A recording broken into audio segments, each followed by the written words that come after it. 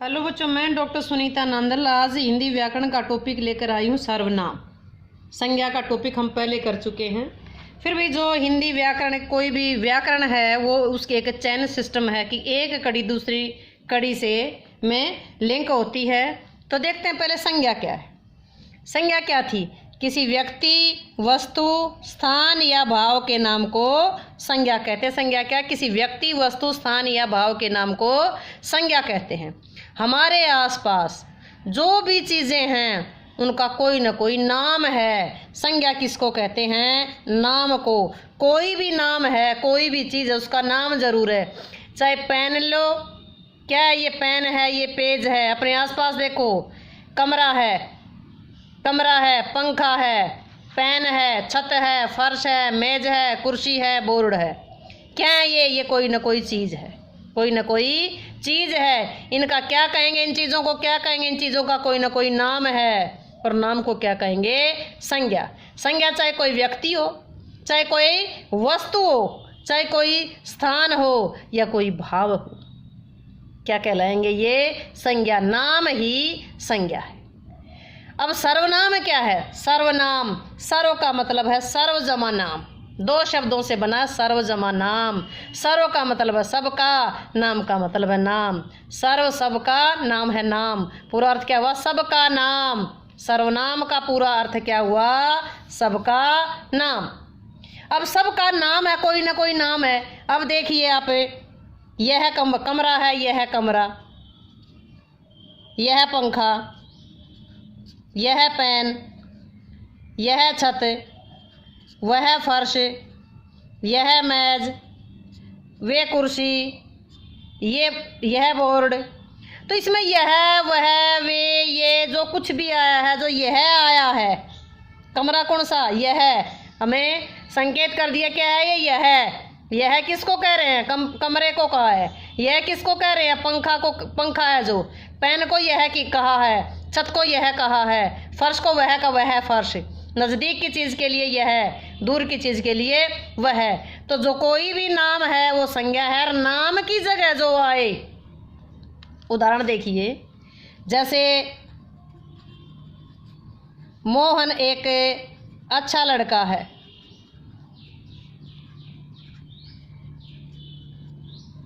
दोबारा फिर लिखेंगे, मोहन ईमानदार है। फिर लिखेंगे, मोहन समझदार है। अभी मोहन क्या है? मोहन नाम है, किसी का नाम है। तो क्या है? कोई व्यक्ति आया था, व्यक्ति का क्या था? व्यक्तिवाचक संज्ञा थी। तो मोहन ईमानदार है, मोहन अच्छा है, मोहन समझदार है। तो बार बार जो मोहन आया है, तो मोहन की जगह हम कौन सा शब्द यूज करेंगे? बोलिए, सोचकर बोलिए, क्या होगा? वह। बार बार मोहन ना करके क्या कहेंगे? वह। तो जो वह शब्द आया है, किसकी जगह आया है? मोहन की जगह। मोहन क्या है? संज्ञा। संज्ञा की जगह आया है, संज्ञा के स्थान पर आया है। तो परिभाषा देखिए सर्वनाम की क्या होगी? जो शब्द संज्ञा के स्थान पर प्रयुक्त किया जाए। संज्ञा कौन सी थी? मोहन। संज्ञा कौन सी थी? मेज, कुर्सी, बोर्ड, छत, फर्श। जो संज्ञा के स्थान पर प्रयुक्त किया जाए उसे सर्वनाम कहते हैं।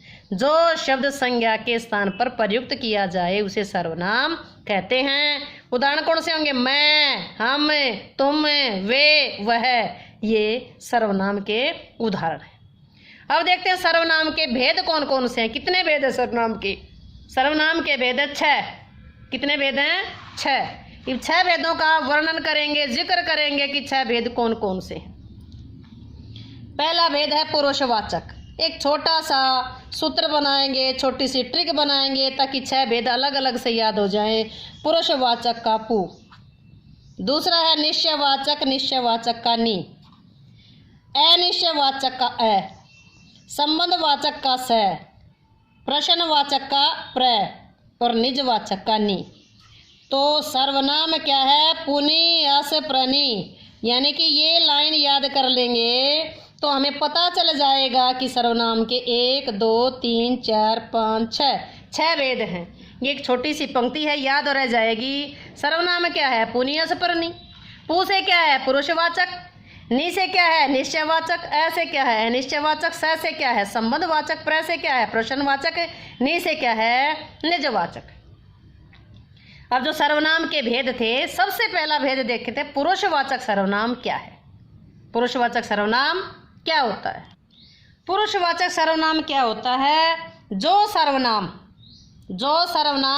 पुरुषों के नाम के बदले, यहाँ पुरुषों के नाम का मतलब क्या है? नर भी है और नारी भी है। यहाँ पुरुष केवल पुरुष का मतलब जेंट्स का मतलब नहीं है, यहाँ नर भी है और नारी भी है। पुरुष है इसमें उत्तम पुरुष, मध्यम पुरुष और अन्य पुरुष। पुरुष का जिक्र ये है, नर और नारी का जिक्र दोनों का होगा इसमें, जो यानी कि पुरुष के लिए प्रयुक्त होते हैं। बोलने वाले, पुरुषवाचक सर्वनाम बोलने वाले। क्या कह रहा है कि बोलने वाले, बोलने वाला कौन है? मैं हूँ।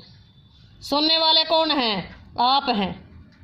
बोलने वाले, सुनने वाले और जिसका जिक्र कर रहे हैं, यानी कि तीसरा अन्य, जिसका जिक्र किया जा रहा है वो। पुरुषवाचक में कौन होगा? बोलने वाला, यानी कि मैं कह रही हूँ, तुम सुन रहे हो और जिसका जिक्र कर रहे हैं वो। कहने वाला, सुनने वाला और जिसके बारे में जिक्र कर रहे हैं वो। ये तीनों किस में आएंगे? पुरुषवाचक सर्वनाम में। देखिए, मैं कह रही हूँ, तुम सुन रहे हो और उसका वह है, यानी कि वे जिनका जिक्र कर रहे हैं उनका जिक्र कर रहे हैं।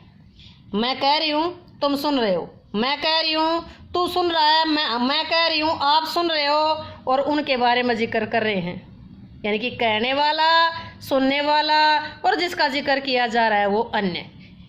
पुरुषवाचक सर्वनाम में आते हैं ये तीनों, जिसमें कहने वाला, सुनने वाला और जिसके विषय में कोई कुछ कहा जाए, जिसके विषय में जिक्र किया जाए, वो सर्वनाम पुरुषवाचक सर्वनाम कहलाते हैं। उदाहरण देखिए, इसके भेद हैं, 3 हैं।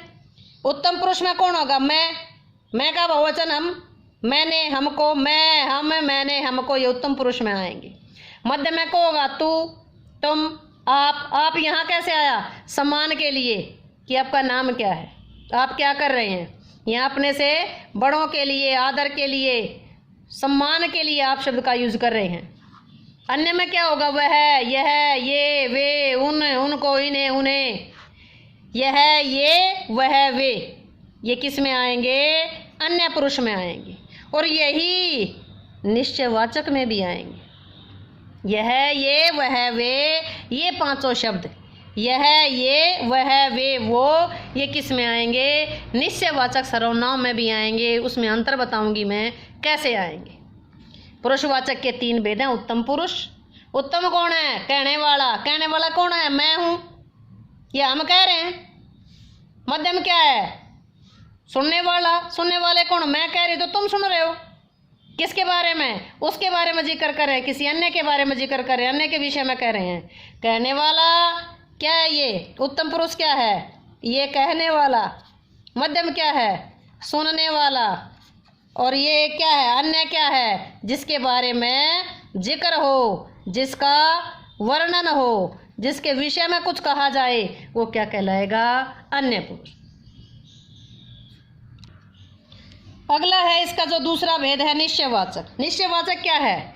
किसी निकट या दूर के व्यक्ति या वस्तुओं का, निकट या दूर के, चाहे कोई व्यक्ति हो चाहे कोई चीज हो, उसका निश्चयात्मक संकेत। कि निश्चय है कि यह का मतलब क्या करूं मैं? यह पेन, इशारा किया, संकेत किया, ये का मतलब क्या? ये पेज, ये किसी पेड़ की तरफ इशारा कर दिया कि ये पेड़, ये यानी कि निश्चित चीज है। वह मान लो कि मैं टेबल की तरफ संकेत कर रहा हूँ कि वह का मतलब क्या है? टेबल की तरफ संकेत किया जा रहा है, इशारा किया जा रहा है कि वह है।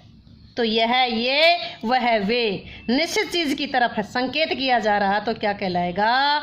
निश्चयवाचक। इसी का ठीक विपरीत होगा अनिश्चयवाचक। जिन सर्वनामों में किसी निश्चित वस्तु का बोध नहीं होता, कोई, कुछ, किन्हीं, किसी, कोई आया है, देखियो दरवाजे पर कोई आया है, कोई का मतलब पता नहीं है, बाहर जाकर देखेंगे तो पता चलेगा, अभी निश्चित नहीं है। देखो दूध में कुछ गिर गया है, क्या गिरा है नहीं पता, कोई तिनका है नहीं पता, कुछ मक्खी है या कोई और कुछ है, कुछ है मतलब कुछ दिखाई स्पष्ट नहीं है, क्लियर नहीं है ये चीज़। जो निश्चित वस्तु का बोध नहीं हो जहाँ, वह अनिश्चयवाचक है। कोई बोल रहा है, आवाज़ तो है किसी की, लेकिन निश्चित नहीं है कि कौन बोल रहा है, पहचान में नहीं आई आवाज़। तो कोई और कुछ जिसमें ये शब्द आए वह अनिश्चयवाचक सर्वनाम होता है। निश्चयवाचक में क्या होगा, यह, ये, वह, वे। निश्चयवाचक में किसी निश्चित चीज़ की तरफ संकेत किया जा रहा है। अनिश्चयवाचक में क्लियर नहीं है, निश्चित ही नहीं है कि कोई है या कुछ है, कोई भी है, ये चीज़ क्लियर नहीं है, निश्चित वस्तु का बोध नहीं है, तो अनिश्चयवाचक सर्वनाम होता है। पहले पढ़ा हमने पुरुषवाचक सर्वनाम, दूसरा पढ़ा निश्चयवाचक, तीसरा पढ़ा अनिश्चयवाचक। अब एक जो शब्द हैं ये है, ये, वह, वे और वो, ये पुरुषवाचक में भी आते हैं और निश्चयवाचक में भी आते हैं। पुरुषवाचक में कहाँ आते हैं, जो अन्य पुरुष में आते हैं, यह है, ये, वह, वे। किस में आते हैं, पुरुषवाचक का जो पहला है उत्तम, दूसरा है मध्यम, तीसरा है अन्य पुरुष। तो यह, ये, वह, वे, वो, ये पुरुषवाचक के अन्य पुरुष में भी आते हैं। अब इसमें अंतर देखिए कि ये दोनों में आते हैं, तो कैसे आते हैं कि ये पुरुषवाचक में भी आए, निश्चयवाचक में भी आए। मैंने बताया था जिसमें संज्ञा था व्यक्ति, वस्तु, स्थान या भाव। देखिए एक बार, अगर ये किसी व्यक्ति के साथ आते हैं, यह, ये, वह, वे किसी व्यक्ति के साथ आते हैं, किसी प्राणी के साथ आते हैं, तो क्या कहलाएंगे, पुरुषवाचक, यानी कि पुरुषवाचक सर्वनाम कहलाएंगे। पुरुषवाचक सर्वनाम में होंगे और पुरुषवाचक का भी कौन सा, अन्य पुरुष, तीसरा जो भाग होगा वो होगा। किसी प्राणी के नाम के लिए, किसी व्यक्ति के नाम के लिए यह, ये, वह, वे अगर आता है तो पुरुषवाचक का अन्य पुरुष होगा। ध्यान दीजिएगा, यह, ये, वह, वे अगर किसी व्यक्ति के नाम के लिए आते हैं, किसी प्राणी के नाम के लिए आते हैं, तो वो पुरुषवाचक का अन्य पुरुष होगा। और अगर यही, यह, ये, वह, वे अगर ये सारे किसी वस्तु या किसी स्थान के लिए आते हैं, किसी वस्तु या स्थान के लिए आते हैं, तो ये निश्चयवाचक सर्वनाम होगा। जैसे यह मेरा घर है, यह मेरी पुस्तक है। यह घर क्या है, स्थान बता दिया। पुस्तक क्या है, वस्तु बता दी। घर क्या है, स्थान बता दिया। पुस्तक क्या है, वस्तु बता दी। तो जब ये किसी वस्तु और स्थान के लिए आएंगे तो निश्चयवाचक सर्वनाम कहलाएंगे।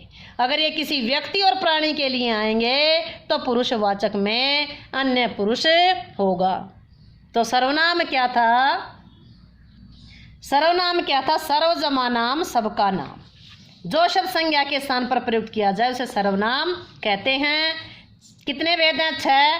पुनिया से प्रनि, पुरुषवाचक, निश्चय, पुरुषवाचक, निश्चयवाचक, अनिश्चयवाचक, संबंधवाचक, प्रश्नवाचक और निजवाचक। पुरुषवाचक में कौन सा होगा, मैं, हम, तुम, तू, तुम, आप, वे, कहने वाला, सुनने वाला, जिसका जिक्र कर रहे हैं वो। निश्चयवाचक में क्या होगा, नजदीक का, दूर का, निश्चयात्मक संकेत हो, निश्चितता बताने वाला हो। क्या, जैसे यह मेरी पुस्तक है, पुस्तक की तरफ संकेत क्या है, यह मेरी पुस्तक है, तो क्या होगा, निश्चयवाचक। जिसमें अनिश्चयवाचक क्या है, जिसमें निश्चित पदार्थ का बोध ना हो, जिसमें निश्चित पदार्थ का, निश्चित वस्तु का बोध ना हो, वो क्या कहलाएगा, अनिश्चयवाचक। जैसे कोई आ रहा है, दाल में कुछ पड़ गया है, दूध में कुछ गिर गया है, कुछ चमक रहा है, देखिए कुछ चमक रहा है, पता नहीं क्या है, शीशा है, मोती है या और कोई चीज़ है, तो निश्चित चीज़ नहीं है, वो क्या होगा, अनिश्चयवाचक सर्वनाम। उम्मीद है कि सर्वनाम का टॉपिक आपको अच्छे से समझ आया होगा, क्लियर हुआ होगा। वीडियो अच्छी लगे तो लाइक करें, शेयर करें और चैनल को सब्सक्राइब करें। वीडियो अच्छी लगी हो तो कमेंट बॉक्स में अवश्य लिखें।